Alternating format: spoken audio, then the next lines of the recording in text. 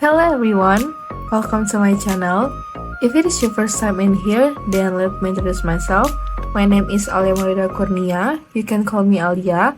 And in this video, I will tell you about information, policies, regulations, and what needs you have to prepare when you want to visit Bhutan.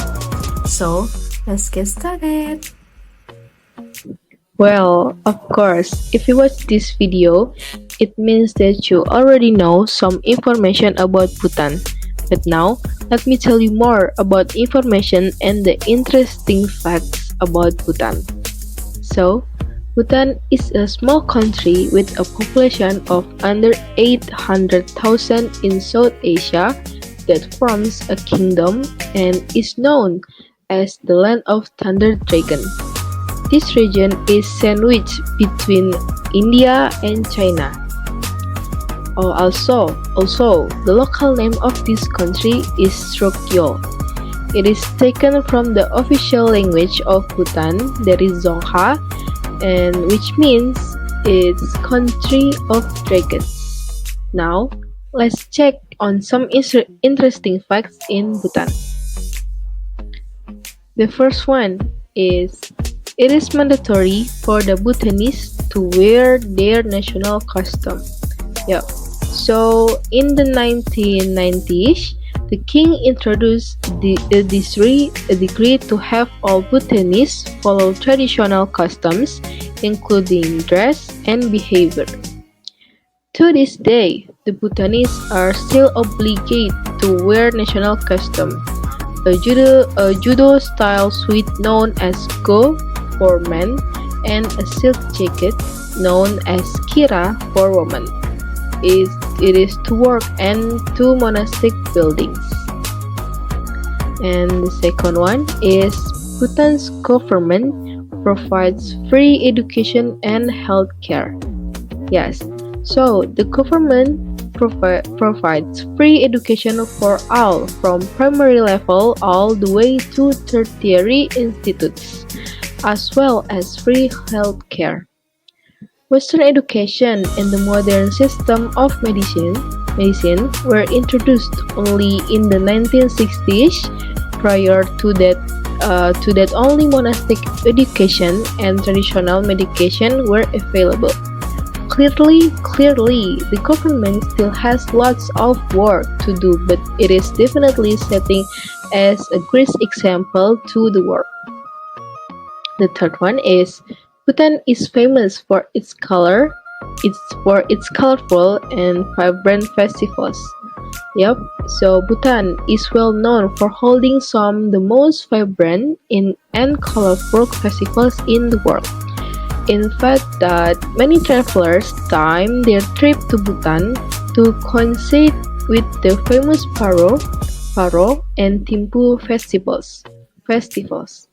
Bhutan's festivals, known as Sechu, are ancient expressions of their Buddhist culture. Most of these festivals are dedicated to Guru Rinpoche. It is the saint who introduced Bhutan to Buddhism in the early 8th century, and they celebrate with mystical dances, engaging performances, brave fire events, and mysterious naked dances.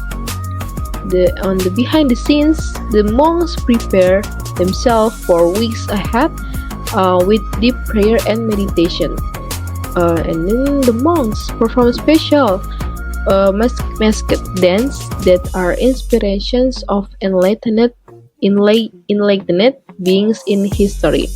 And the Bhutanese believe that watching these mystical dance is essential to gain enlightenment.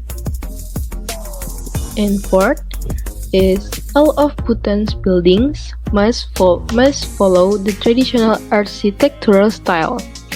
For the same reason, traditional architecture remains alive in Bhutan.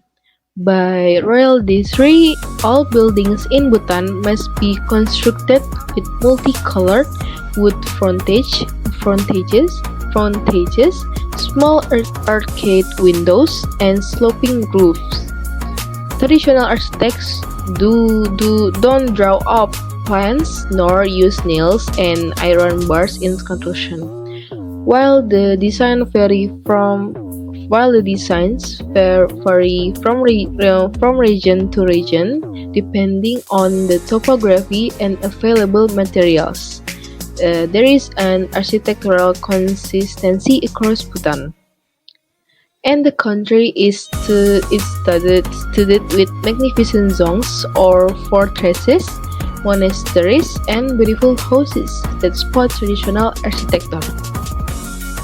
And the next one is Bhutan has banned plastic bags since 1999. While many countries are now adopting the no plastic policy, Bhutan has banned plastic bags since 1999. The country has always had a tradition of protecting its environment, flora, and fauna. So they use cotton bags for their groceries to keep the environment free of biodegradable rubbish. And the last one is the Bhutanese love spicy foods. Yes, so farming is the mainstay of sustenance in Bhutan. Their diet is mainly composed of locally grown products such as rice, potatoes, ginger, and chili. And animal products such as cheese, butter, and milk are staples of the Bhutanese diet. They don't tend to eat too much meat as their Buddhism beliefs don't support the sacrifice of animals. Chili in particular is found in every meal, whether in a hotel, restaurant, or a farmhouse. And the most common form is the bright red chili that usually left to dry on roofs. Another more popular type is the green chili that is cut into slices and cooked with cheese to form emadachi, and it is the most popular dish in Bhutan. So, how is it? It is truly interesting, right? Does it make you feel like going to Bhutan more? Well, here are travel documents you need if you want to travel there. The first one is passport.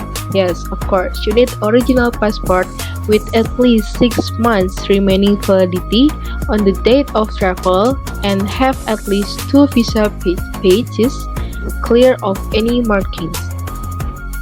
The second one is Bhutan visa. So the easiest way to obtain a Bhutan visa is through a registered tour operator, as the company it will obtain your visa on your behalf. And the last one is to provide protection from the risk of loss that occurs during your trip. It is travel insurance. Also note that all tourists except citizens of India, Bangladesh, or Maldives must travel with a tour operator and need to pay for a minimum daily package that costs $200 per person per day. And for information, during the high season, which is during spring and autumn, expect to pay $50 more per day.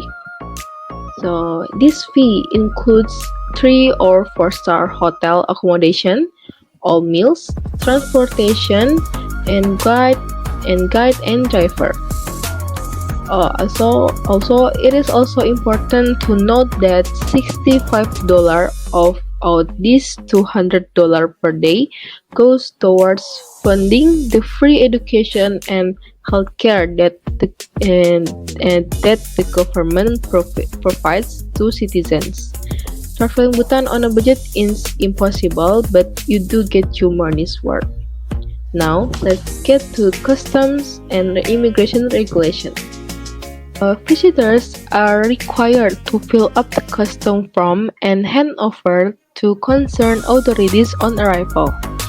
The following items are exempt from the DS, from the DR, personal effects and articles for day-to-day use by the visitor, Second is 2 liters of alcohol, 400 cigarettes, and 150 grams of pipe tobacco. Third one is instruments, apparatus, or appliances for professional use. And the last is photographic equipment, video cameras, and other electronic goods for personal use. The articles mentioned under number 4 and 5 must be declared in custom from. If such items disposed of in Bhutan by sale of gift, they are liable for custom duty. For import and export of following goods are strictly prohibited are first is arms, ammunition, explosive, and military stores. Second is all narcotics and drugs except medically prescribed drugs.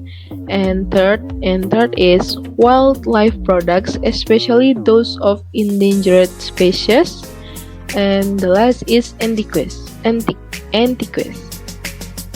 Also, visitors are advised to be cautious in purchasing old and used items. Custom authorities will not allow any old or used items to be taken out of the country if they have not been certified as non-antiques. Import of plant soils are subject to current regulation. These items must be cleared on arrival. Okay, so if you are going to depart from Indonesia, then there are no direct flights to Bhutan. Yes, you have to transit, one of which is via Bangkok. Here are some cabin and baggage information from Bangkok Airways. For the categories business class, the maximum combined weight of all pieces is 40 kilograms, and for the economy class is 20 kilograms. And then for the cabin and baggage information from Bhutan Airlines, for the category business class, the maximum is only 40 kilograms, and the economy is 30 kilograms. Note for passengers who will bring carry-on bags in the cabin, it is not allowed to exceed the size of 55 centimeters by 40 centimeters by 20 centimeters, and the maximum weight is only 7 kilograms. Okay, I think that's it for the information, policies, and regulations in Bhutan. I hope it helps you to prepare for your trip to Bhutan, and happy holiday! Bye bye!